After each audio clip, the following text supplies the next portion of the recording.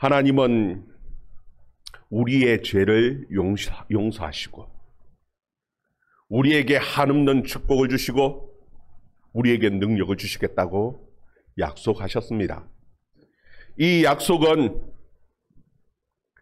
하나님의 성전과 함께 연결되어진 축복의 약속입니다. 그런데 그 구약 이스라엘의 그 성전을 들여다보면은 그 축복의 하나님이 계시는 그 하늘 성전과 연결되어진 문이나 통로나 길 같은 것이 있느냐 하면은 사실 없었습니다. 왜냐하면은 그 구약 이스라엘의 성전은 모형이었습니다. 놀라운 하나님의 진리를 가르쳐 주기 위한 그 백성들이 이해하기 쉽도록 그 진리를 설명하기 위한 모형이었습니다. 여러분, 그 진리는 핏부림이 없으면 죄 사함도 없더라는 하나님의 진리를 가르쳐 주는 것이었어요. 그러면 도대체 그 구약의 성전은 모형이었다라면 진짜 성전은 무엇이냐? 여러분, 그 진짜 성전은 예수 그리스도의 몸이 성전이었습니다. 예수님께서는 원래 하나님의 아들이신 예수님은 우리 인간과 같은 몸이 없으신 분입니다. 그럼에도 불구하고 몸을 가지시고 이 세상에 찾아오셨습니다. 우리에게 주실 온갖 축복과 능력을 다 몸에 가지시고 이 세상에 오셨어요. 예수님은 걸어 다니시는 성전이었습니다. 우리 오늘 19절, 20절 말씀 같이 한번 읽어봅시다. 19절, 20절 말씀 같이 읽습니다. 시작. 그러므로 형제들아, 우리가 예수의 피를 힘입어 성소에 들어갈 담력을 얻었나니 그 길은 우리를 위하여 휘장 가운데로 열어놓으신 새로운 살 길이요 휘장은 그의 육체니라. 아멘. 예수님께서는 그 몸이 성전이었습니다. 예수님께서 십자가에 죽으실 때 그 못자국 창자국이 났죠. 목과 창에 찔리실 때에 그 육체가 찢어질 때에 하나님과 우리 사이에 막혔던 모든 그 담들이 다 허물어지고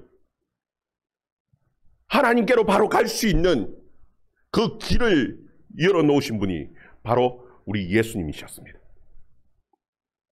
그래서 20절 말씀에 보면은 그 길은 우리를 위하여 휘장 가운데로 열어놓으신 새로운 살 길이다. 그리고 그 휘장은 곧 그의 육체이시다. 그렇게 말씀하고 계시는 것이에요. 예수님께서는 십자가에 죽으시면서 우리가 하나님 앞에 갈 수 있는 그 길을 열어놓으셨습니다. 그렇다면 우리는 그 예수님과 우리의 관계가 도대체 어떻게 형성되어져 있는지, 관계인지, 어떤 관계인지, 그리고 우리가 어떻게 그 하나님 앞에, 하나님의 그 보좌 앞에 갈 수 있는지 우리는 고민해 봐야 합니다. 여러분, 가장 중요한 것은 지금 예수님께서 하나님의 보좌 우편에 앉으셨는데 우리 인간의 육체를 가지시고 지금 그 하나님 보좌 우편에 앉아 계신다는 겁니다. 예수님께서 부활하시고 그 하나님의 보좌로 가실 때에 그냥 과거에 인간의 몸이 없던 그 시대에 그 모습으로 가신 것이 아니라 인간의 모습을 가지고 그 보좌에 가셨다는 겁니다. 여러분, 그냥 가신 것이 아니라 그 인간이 가지고 있는 그 모든 고통의 흔적들을 가지고 가셨다는 거예요. 예수님은 그 질병의 고통이 어떠한지, 가난의 고통이 어떠한지, 그 십자가의 그 모든 고통의 흔적들을 가지고 지금 하나님의 보좌 우편에 계시는 분이십니다. 그래서 우리는 찬양할 때에 어떻게 찬양하느냐 하면요, 나의 주를 손에 못자국을 보아 알겠네. 어떻게 한다고요?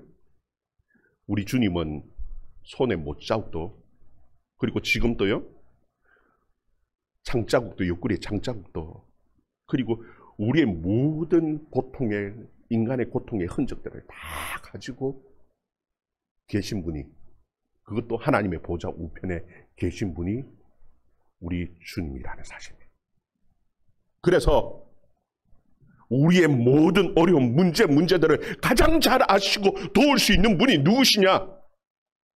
예수님께서는 그 하나님 보좌 우편에서 그렇게 우리의 모든 고통을 아시고 도우시는 분이시고 우리의 대제사장이 된다고 말씀하고 계신 거예요.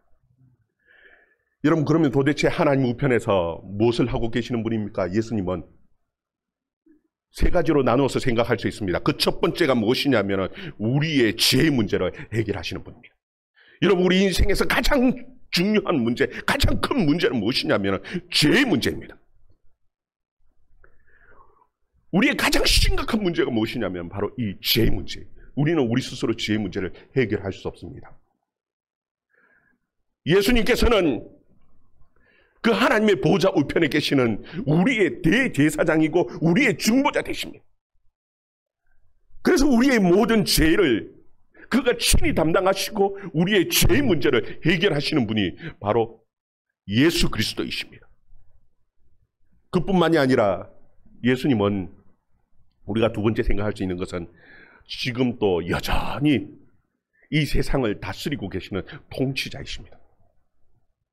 여러분, 우리가 볼 때에는 이 세상은 세상의 왕이 다스리는 것 같고 대통령이 다스리는 것 같고 정치인이 다 다스리는 것 같습니다.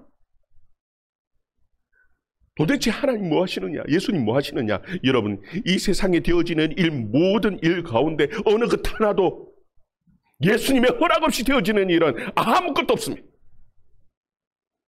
이 세상의 모든 일을 간섭하시고 이 세상의 모든 일에 관여하셔서 통치하시는 통치자 되시는 우리 주님이십니다. 그 하늘 보좌에서 이 세상을 다스리시오. 여러분, 우리는 세상을 너무 두려워할 필요 없습니다. 아이고, 이 세상 큰일 나는 거 아니냐. 여러분, 주님의 허락 없이 되어지는 일 아무것도 없습니다. 여러분, 우리가 감당하지 못할 일, 그 일을, 그 시험을 우리에게 허락하지 아니하시는 분이십니다. 우리가 어려움을 당할 때 너무 두려워하지 마시기를 바랍니다. 다 우리가 감당할 수 있는 일이고 결국은 그것이 우리에게 복이 되기 때문에 주님이 허락하시는 일이라 사실을 여러분 꼭 기억할 수 있기를 바랍니다. 그리고 또 세 번째 생각할 수 있는 것은요, 우리에게 하나님의 성령을 부으시고 우리에게 능력을 주셔서 마귀를 이기고 세상의 죄를 이기고 하나님의 뜻을 행하며 살아갈 수 있도록 우리에게 능력을 주시는 그 주님이십니다. 여러분, 우리가 이 세상을 이기고 축복을 누리고 살아가기 위해서는요, 이 히브리서 저자는 우리가 두 가지가 깨끗해야 된다라고 우리에게 가르쳐주고 있어요. 그 두 가지가 무엇이냐? 여러분, 우리 21절, 22절 말씀 같이 한번 또 읽어봅시다. 21절, 22절 말씀 같이 읽습니다. 시작. 또 하나님의 집 다스리는 큰 제사장이 계심에 우리가 마음의 뿌림을 받아 악한 양심으로부터 벗어나고 몸은 맑은 물로 씻음을 받았으니 참 마음과 온전한 믿음으로 하나님께 나아가자. 아멘. 여기 보면은 우리가 두 가지 깨끗함을 받아야 되는데 하나는 무엇이냐 하면은 양심의 깨끗함을 받아야 된다. 악한 양심을 씻어서 선한 양심을 가져야 한다. 여러분, 왜 양심이 중요한 줄 압니까? 양심이 중요한 이유가 있습니다. 우리 머리로는 다 하나님께서 주시는 축복, 능력에 대해서 압니다. 하나님께 나아가면은 하나님께서 우리에게 모든 좋은 것을 주시는 하나님이신 줄 알아요. 그런데 왜 하나님 앞에 나가지를 못합니까? 그 양심 때문입니다. 우리의 양심이 깨끗하지 못하면요, 하나님 앞에 담대하게 나갈 수가 없습니다. 그래서 오늘 히브리서 저자는 마음의 핏부림을 받고 그 악한 양심을 씻고 선한 양심으로 하나님 앞에 담대하게 하나님 앞에 나아가자고 우리에게 권면하는 겁니다. 여러분, 그러면 어떻게 하면은 이 악한 양심이 선한 양심으로 바뀌어집니까? 여러분, 우리의 죄를 하나님 앞에 고백할 때에, 우리가 하나님 앞에 나가서 우리의 모든 죄가를 내어놓고 고백할 때에 예수님께서는 그 모든 예수님의 그 보혈의 피로 다 덮으시고 깨끗하게 사하시고 우리를 깨끗한 양심으로 하나님 앞에 담대하게 나갈 수 있는 그 담력을 주신다고 우리에게 말씀하고 계시는 거예요. 여러분, 정말 깨끗한 양심으로 담력을 가지고 주님 앞에, 주님의 그 보좌 앞에 나갈 수 있는 여러분과 저와 삶이 되기를 주의 이름으로 축원합니다. 여러분, 그리고 또 보면은 22절에 보면은 몸을 맑은 물로 씻음을 받았으니 그렇게 말씀하고 있죠. 여러분, 이것이 그냥 우리 목욕한 몸 깨끗하게 그냥 씻었다. 여러분, 나오실 때 뭐 샤워하고 더우니까 씻고 나오시죠. 그것을 얘기하는 것이 아니라 이건 비유입니다. 우리의 옳은 행실이 깨끗해져야 한다는 겁니다. 우리의 행실이 깨끗해져야 되는 거예요. 여러분, 행동이라는 것과 행실이라는 것은 다릅니다. 행동은 하나하나 그 케이스 바이 케이스 하나하나 행동 하나하나를 말하는 것을 행실이라고 말하지 않습니다. 행실이라는 것은 어떤 방향성을 말합니다. 그 행동들이 모여서 하나의 행실을 우리는 만들어지는 겁니다. 마음가짐, 우리의 행동, 그 모든 것을 결정하는 그 모든 것을 뭐라고 얘기하냐면 행실이다. 그렇게 말을 해요. 예수님께서도 몸을 씻는 것으로 비유로 말씀해 주셨어요. 히브리서 저자도 이 행실을 비유로 몸을 씻는 것으로 표현하는 겁니다. 예수님께서 그 제자들의 발을 씻어 주셨습니다. 예수님께서 그 제자들의 발을 씻어 주시니까 제자 가운데 베드로가 씻으면 안 된다는 거예요. 어떻게? 예수님께서, 스승 되시는 예수님께서 우리 제자의 발을 씻어주냐? 절대 안 된다라고 발을 빼고 감추는 겁니다. 그때에 예수님이 하시는 말씀이 너 발 씻지 않으면 너와 나는 상관이 없다. 상관이 없다. 관계가 없다. 그러니까 이 베드로가 또 한 발 또 더 나서네. 예수님, 내 손도 씻고 머리도 씻고 다 온몸 다 씻어주세요. 그랬더니 예수님이 하시는 말씀이 이미 우리의 몸은 다 목욕한 같이 깨끗하게 씻었다. 그런데 발만 씻으면 된다는 겁니다. 여러분, 이미 예수님께서는 우리를 깨끗하게 하셨습니다. 그런데 우리는 이 세상 살면서 깨끗하지 않은 세상 속에 살면서 우리는 연약하지 않습니까? 아무리 깨끗하게 온전하게 산다고 해도요, 발에 온갖 지저분한 것이 묻을 수 있듯이 우리 삶이 그렇습니다. 그래서 예수님께서 우리에게 권면하시는 것은 무엇이냐 하면은 매일매일 발을 씻듯이 우리의 삶을 돌아보고 씻으라는 겁니다. 이 매일매일 삶들이 모이면은요, 무엇이 되냐면 우리의 삶 전체가 되어지는 겁니다. 그것이 행실이 되어지는 거예요. 여러분, 날마다 정말 주님 앞에서 깨끗하게 정말 매일 발을 씻듯이 그렇게 씻으면서 우리의 행실 전체가 선한 열매로 맺혀질 수 있는 저와 여러분의 삶이 되어질 수 있기를 주의 이름으로 축원합니다. 우리의 선한 양심, 우리의 선한 행실, 그게 곧 우리의 선한 열매로 맺혀질 수 있기를 주의 이름으로 축원합니다. 여러분, 그런데 거기 보면 19절에 오늘 말씀을 시작하면서 그러므로 형제들아, 우리가 예수의 피를 힘입어 성소에 들어갈 담력을 얻었다, 그렇게 말씀하죠. 여러분, 우리가 성소에 들어갈 담력을 얻었어요. 우리에게 성소가 필요하다는 겁니다. 여러분, 구약의 성전은 모형이라고 말씀합니다. 구약의 성전은 더 이상 필요 없습니다. 그래서 우리는 그 예루살렘까지 가서 새로운 뭐 성전에 찾아서 지금 성전도 없어졌지만 뭐 해야 되는가? 아닙니다. 그럴 필요가 없어졌어요. 그러면은 이 땅에는 성전이 없고 우리가 드릴 성수가 없느냐? 예배를 드릴 성수가 없느냐? 아니라는 겁니다. 여전히 이 신약시대 오늘 이 시대를 살아가는 우리에게도 이 땅의 성수가 필요합니다. 왜냐하면 우리는 시간과 공간의 취약을 받는 분. 우리는 시간과 공간의 취약을 받는 몸이에요. 그래서 우리가 들어가야 할 이 땅에서의 성소도 필요합니다. 하나님의 그 하늘 보좌와 연결되어진 이 땅의 성전이 필요하다라는 겁니다. 그 성전이 무엇인 줄 압니까? 우리가 모여서 예배드리는 이 교회가 예수 그리스도의 몸이고요. 하늘 보좌와 연결되어진 성전입니다.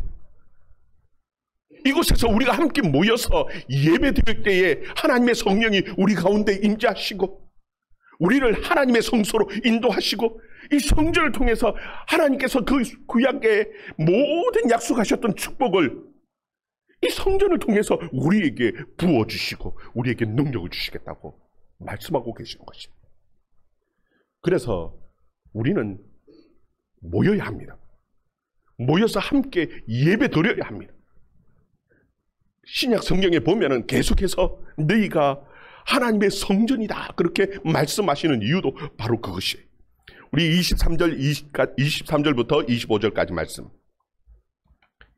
23절부터 25절까지 말씀 같이 읽습니다. 시작. 또 약속하신 이는 미쁘시니 우리가 믿는 도리의 소망을 움직이지 말며 굳게 잡고 서로 돌아보아 사랑과 선행을 격려하며 모이기를 피하는 어떤 사람들의 습관과 같이 하지 말고 오직 권하여 그날이 가까움을 볼수록 더욱 그리하자. 아멘. 여기 보면은 모여야 된다라고 우리에게 분명하게 가르쳐 줍니다. 우리가 모일 때에 두세 사람이 내 이름으로 모일 때에 여러분 중요한 것은 예수 그리스도의 이름으로 함께 모여야 합니다. 그래야지 예수 그리스도를 통해서 그 천국, 그 하늘, 그 보좌와 연결되어지는 길이 생기는 겁니다. 예수 그리스도로 함께 모여서 함께 예배 드릴 때에 이것은 곧 하나님의 성전이 되어지고 그냥 성소가 아니라 하나님의 그 지성소에서 드려지는 예배가 되어진다고 우리에게 가르쳐주고 계셔요. 그런데 이 히브리서 저자가 이 말씀을 기록할 때에도 모이기를 자꾸 피하려고 하는 어떤 사람들이 있었습니다. 뭐 하려고 그렇게 모이냐? 그 당시에 또 핍박도 심했어요.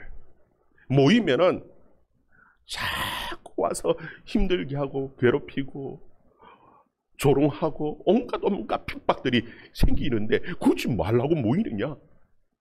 내가 하나님을 믿는데 내게 믿음이 있는데 내 혼자서 그냥 방 안에서 골방에서 그냥 기도하고 예배드리면 되는 거 아니냐?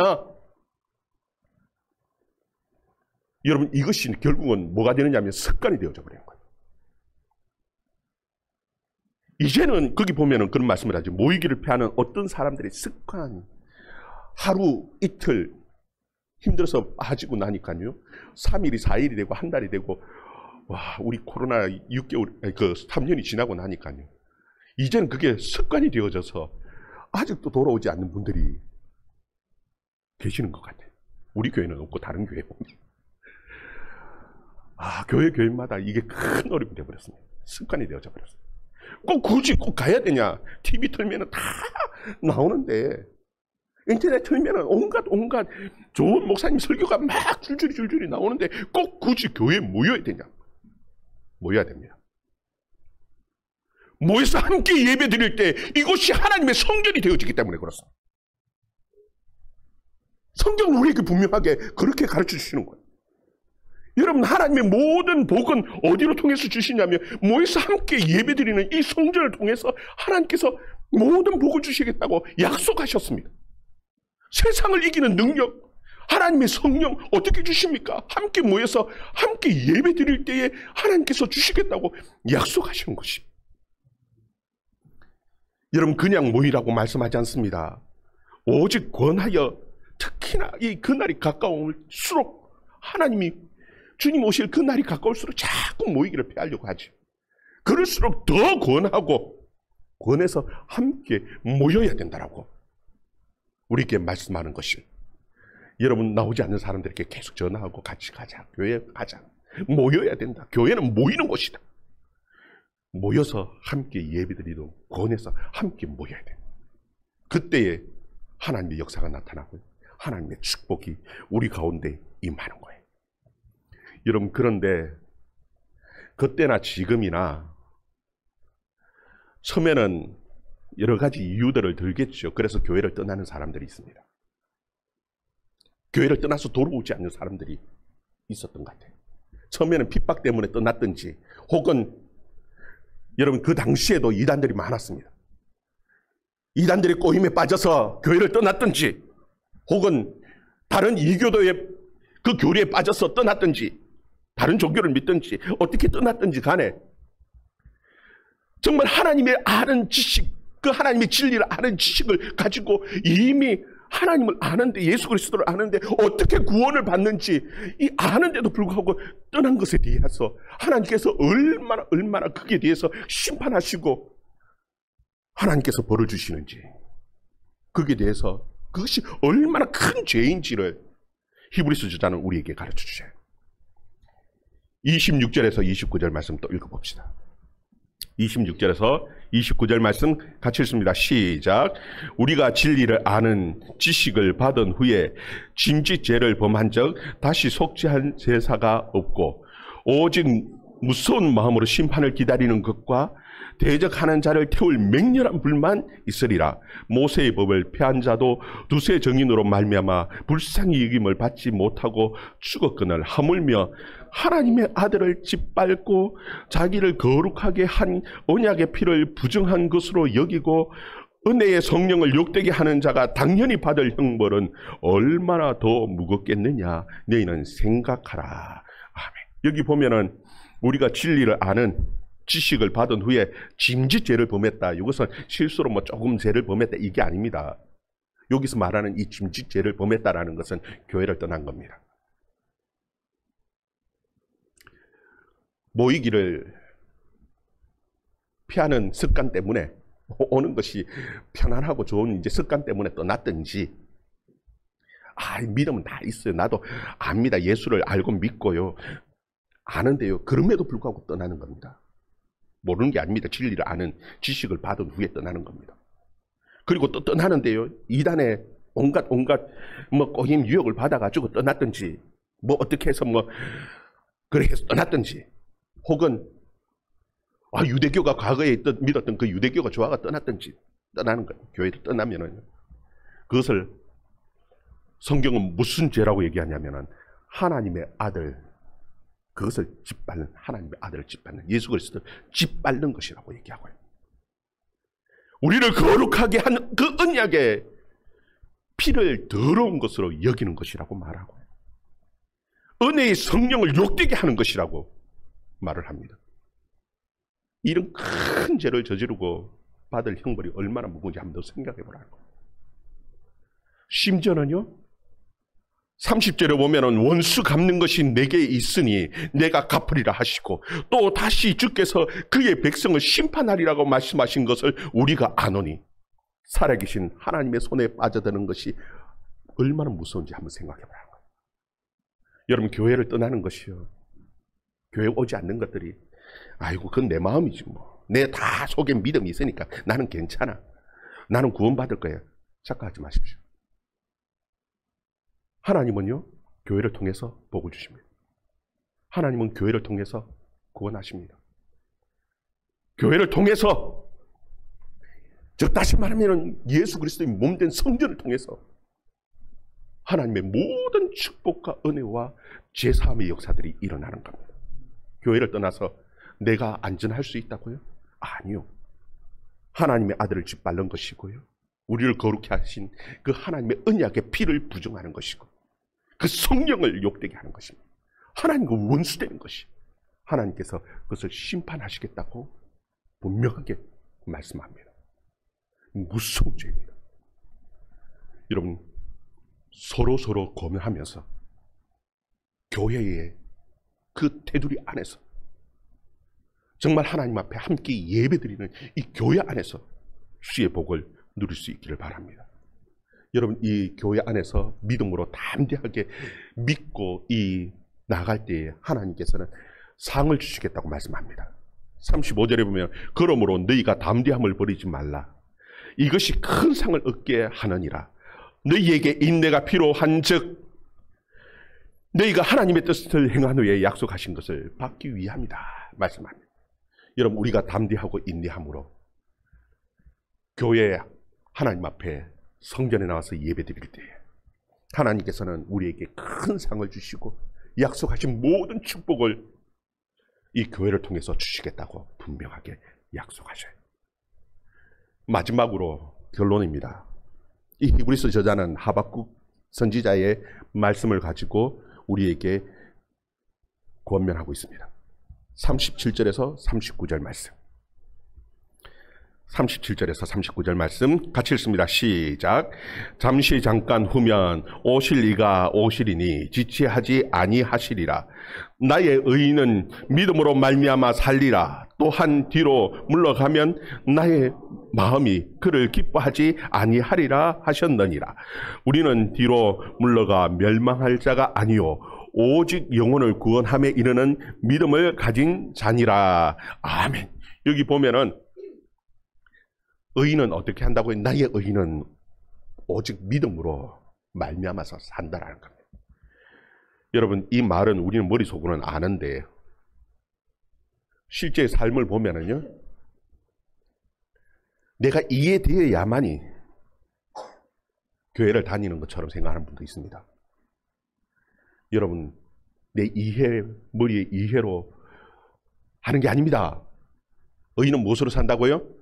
믿음으로 사는 겁니다. 그냥 이해되지 않아도 예수 그리스도께서 나를 구원하시고 예수 그리스도께서 나를 구원하기 위해서 피 흘리셨다는 그 믿음으로 너희는 사는 겁니다. 그리고 하나님께서는 이 성전을 통해서 우리에게 복을 주신다라는 그 사실을 믿음으로 사는 겁니다. 여러분, 대다수의 사람들은요, 이 믿음으로 살지 않고 무엇으로 사냐면 자기의 이 성질이죠. 다시 말하면 기분에 따라서 사는 분들이 너무 많아요. 누가 나를 기분 나쁘게 해서 교회 못 나오겠다. 믿음이 아닙니다. 그것은. 여러분, 누가 나를 기분 나쁘게 했다고 교회 안 나오면은 그럼 그 하나님께서 그냥 이해하시고 다 그럼 구원하시냐? 아닙니다. 우린 자꾸 기분으로, 내 기분에 따라서 기분으로 살려고 하는데 그래가 안 됩니다. 여러분, 의인은 무엇으로 산다고요? 믿음으로 사는 겁니다. 누가 뭐라 하든지 말든지. 거기 보면은요, 우리가 다 읽지는 않았습니다. 거기 온갖 예를 다 들어놨어요. 환난을 받는데 온갖 주위의 사람들이 조롱하고 거래하는데 내 소유를 빼앗아가고 내 거래하는 그 모든 상업적인 행위를 다 막고 내가 엄청나게 손해를 보고 경제적으로도 손해를 보고 모욕을 당하고 그래도 의인은 무엇으로 산다고요? 믿음으로 사는 겁니다.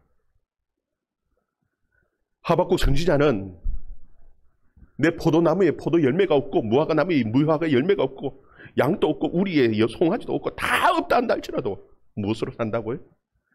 나의 구원의 하나님, 그 하나님으로 인하여 즐거워하고 기뻐. 그냥 그 믿음으로 그냥 사는 거라고 우리에게 권면하고 가르쳐주고 있습니다. 여러분, 우리는 너무 조건이 많습니다. 이래서 저래서 내가 교회 안 다니고 이래서 교회 못 다니겠고, 여러분, 온갖 유혹을 통해서 악한 마귀는요, 우리를 넘어뜨리려고 우는 사자처럼 다닙니다. 내 기분을 상하게 하기도 하고, 이단을 통해서 막 유혹하기도 하고, 또 혹은 뭐 이 온갖 핑계댈 핑계거리들을 막 들고요. 여러분, 넘어지지 마시기를 바랍니다. 내 마음이 뒤로 물러가는 자는 내 마음이 그를 기뻐하지 아니한다. 우리는 뒤로 물러가 멸망할 자가 아니요 오직 영혼을 구원하는 그 믿음을 가진 자라고 우리에게 분명하게 말씀합니다. 여러분, 믿음을 가지고 끝까지 서로 건면하면서 교회 안에서 주신 하나님의 복을 누리면서 믿음으로 살아갈 수 있는 저와 여러분의 삶이 되어줄 수 있기를 주의 이름으로 축원합니다. 우리 같이 기도합니다.